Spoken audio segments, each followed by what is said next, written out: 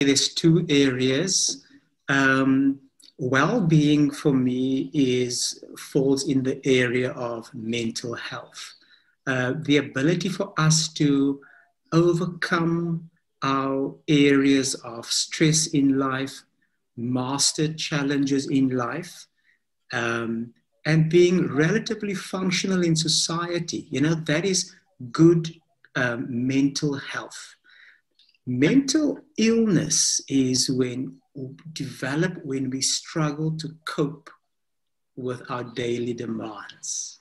That can be as a result of dealing with people, dealing with bad situations, or dealing with traumatic events. The bully at school. I could be bullied at school, and that could develop what we call psychological wounding. Struggling with my maths is a normal mental health challenge because I get anxious to perform. But having my maths lesson and then having to struggle facing up to a bully that may break my bones, now that may become a mental illness or a mental wound where I struggle to overcome what I would call a normal living challenge. That is the difference between normal mental health challenges and traumatic or extraordinary stress that can lead to mental illness. And like most things, Cassie, normally if a bully bullies me once, but the situation is remedied, it won't develop into an issue. It may just be an incident. But if this bully isn't handled well by the school, I can develop a fear of going to school, which can then affect my schoolwork and my academic future. So mental illness, there are normally clear warning signs that some help is needed. And sometimes a lot of people don't take the necessary action or is unfortunately not able to get the help that they need.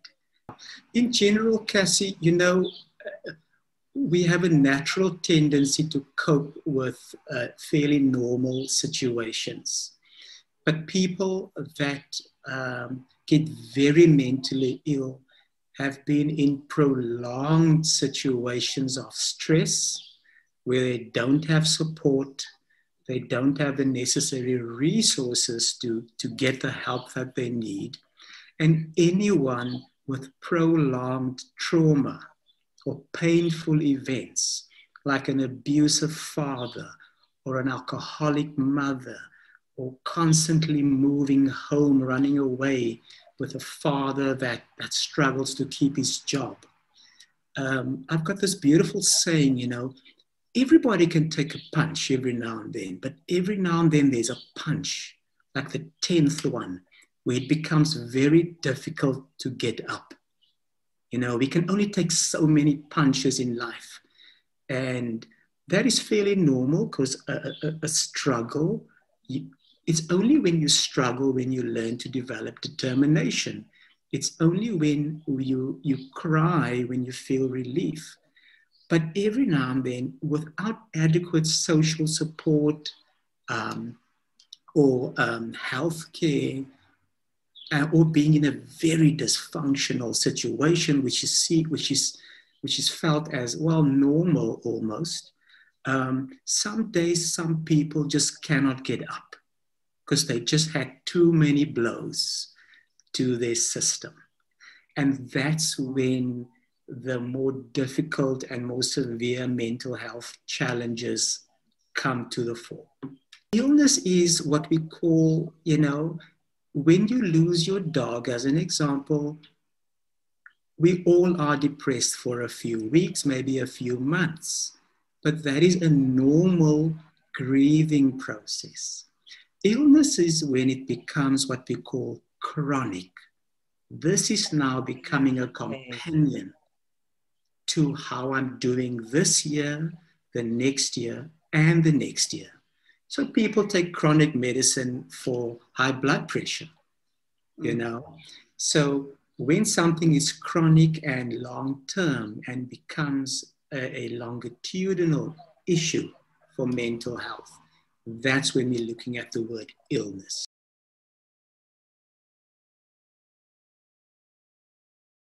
When I work with adolescents, for example, the mental health challenges they face are about embarrassment. I don't want to be embarrassed, you know. I don't want to come across as weird. So winning is very much a different kind of challenge for the adolescent. For the adolescent, it's very much about self-image and not wanting to be humiliated or embarrassed. For the 20 to 30-year-old athlete, generally speaking, it's about mastering their craft. And struggling mentally is more about how do I make the jump between sub-elite and becoming an elite sports person. And the mental barriers there are very, very profound. Because in your early 20s, you discover that I may have what it takes, or I may not have what it takes.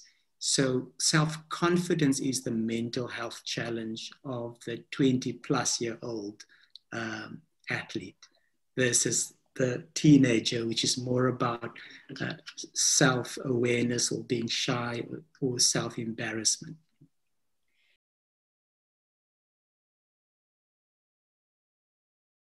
I always look for three things, Cassie. The one is when an athlete disengages, doesn't talk, doesn't interact, withdraws from training, withdraws from social events at the club, for example. So when people aren't feeling that great, they naturally withdraw. And even the quiet ones, they're still there, but withdrawal is something that's very, very a key clue. The second one is sleeping. So how do we know an athlete isn't sleeping? Just watch him or her run. You get a sense of excessive fatigue. You get a sense of poor body language. You get a sense of low engagement in the activities. So I always say to coaches, look for poor body language. That's the clue. Something isn't quite right. Are you sleeping? The third thing is eating disorders. We've all heard about it, where a lot of athletes, somehow related to social media as well, they want to have this excellent body image. But even boys go on steroids and girls don't eat enough, for example. And that can lead to mental health issues related to their nutrition. So those three key areas are very easy clues to pick up if a coach looks out for them.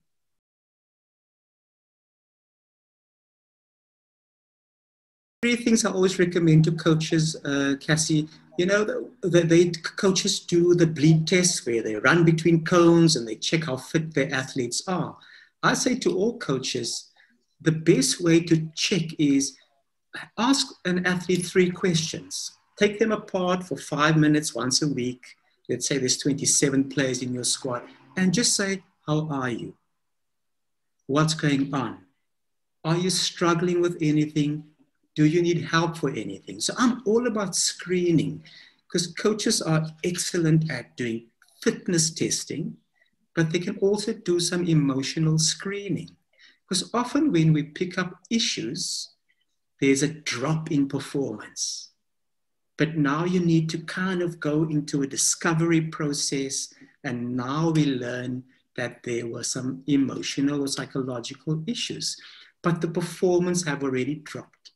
So I always say to coaches, do emotional screening, ask 3 questions, and number 2, look out for significant changes, sharp, like I call it sharp turns in performance, body language, and general behavior.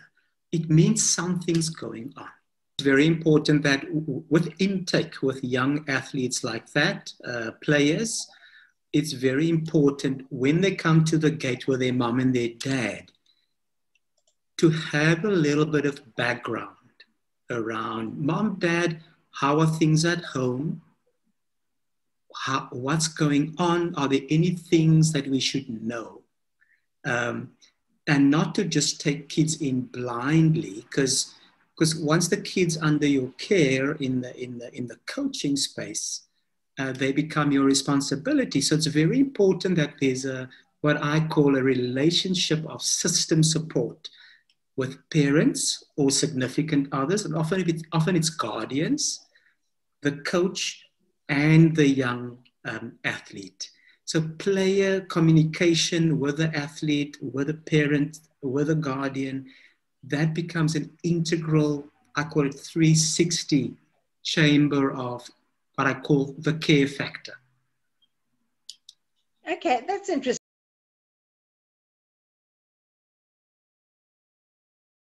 When people come and see me, we have a reflective bubble. How are you doing? What are you feeling? How's your sleep? How's your appetite? Are you getting the support that you need? What makes you sad? What makes you angry? So people listen, literally, athletes as well, in the busyness of their schedule, this is the basic schedule of an athlete. Train, eat, recovery, sleep, train, and that wash, rinse, repeat cycle. So what the psychologist would do is, normally it would be the massage therapist that would hear all the stories of how difficult things are. But then because there's a little space of natural reflection on the massage table. Or the physiotherapist, I say, Eugene, we're so happy you're on the team because our physiotherapist is so tired. When he does the body work, they naturally have a space to pause, rest, and share their stories, often of difficulty. Thank goodness you're here, because now they can go to you for their storytelling.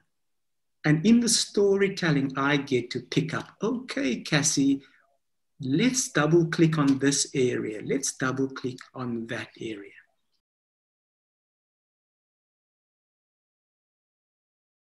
The most important message always is, and I hope coaches, some coaches will say, just toughen up. That's absolutely the wrong message. What most coaches can try to do is be more empathic and send a signal to athletes that it's okay if you're not feeling okay.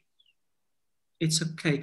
Often the stigma is more difficult than the actual issue.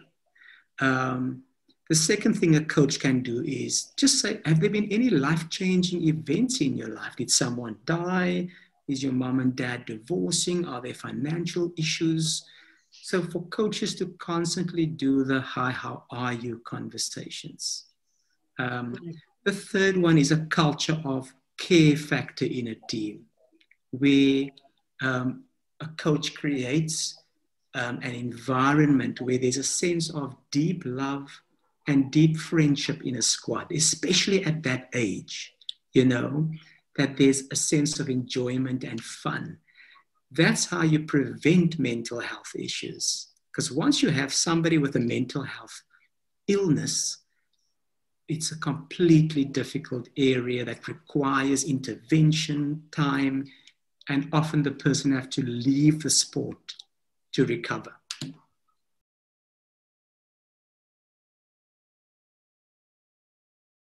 A child, even if it's a sporting challenge or a difficulty with performance, like I said to you early, Cassie, if a child is underage, it's very important that at enrollment, that a parent understands alongside with the coach.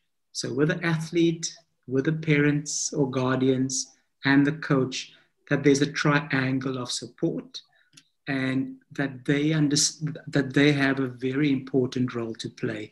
So how do we create a web of support and an emotional net for that young player? Again, communication is key. And every now and then, I say to coaches, every now and then, every a quarter or so, have a town hall with parents. Check in, have relationships that are active. So everybody knows what's going on. I've got a rugby player that I'm working with, and I met with his coach yesterday, and he tells me he's doing just fine on the rugby field. He was for a very, very high profile team. So I spoke to the coach and said, Coach, I hear good news about, for example, an anonymous named Ricky. And he said, well, Eugene, Ricky hasn't been to training for 2 weeks. So often if there's no communication between all the role players, kids can also manipulate information, send different signals, and not always, because of pressure, not always tell the truth. So that's why that communication is so key.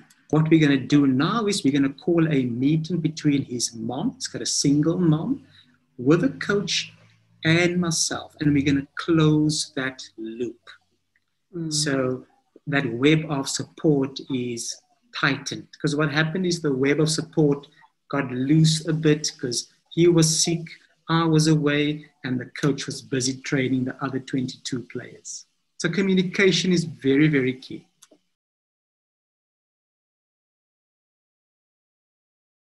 It's a huge struggle for schools because, for example, school rugby, Cassie, has become highly competitive.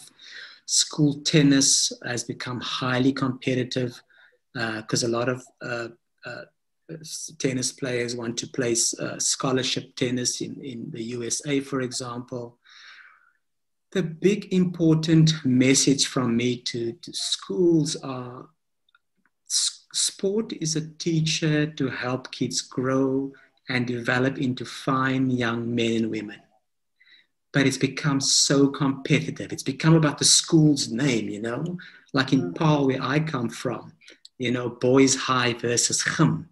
It's become this big derby. It's even on national television. The big message for me is, how do we keep kids in sport? How can we help kids to stay in sport and away from the other things?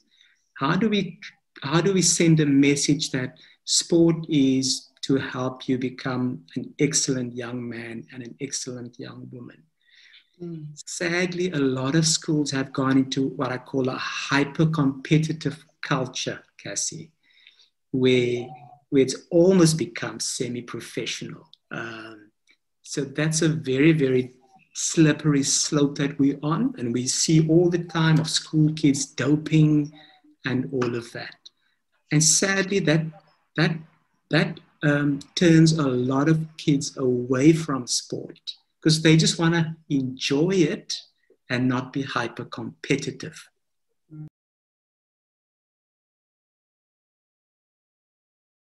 This is, if there are 3 bubbles around mental health, this is one of the biggest ones.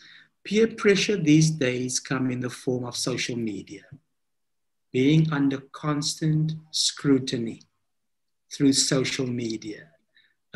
There's 2 forms of peer pressure. The one is the fear of missing out, which is FOMO. The other one is the fear of people's opinions, which can create mental health issues. So FOMO is, Cassie's so successful, I wish I was that successful.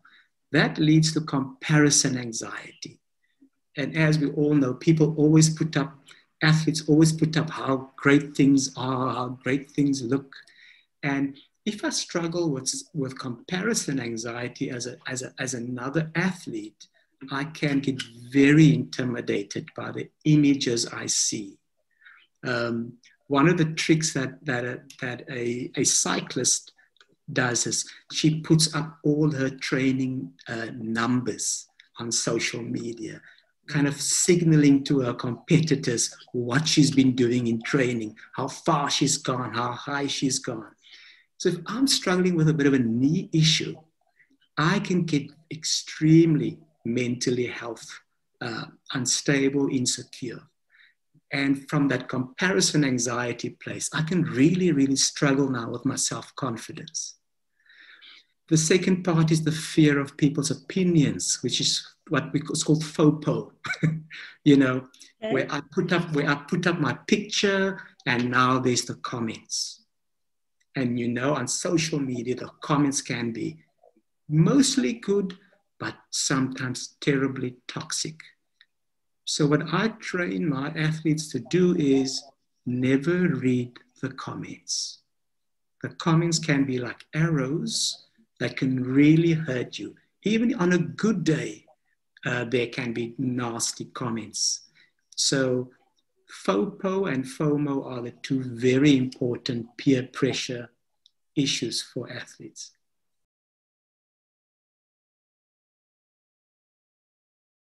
I think we're dealing these days with a lot of struggles. But I think the most important piece is the first thing I ask anyone that comes and see me that is struggling is, do you have support?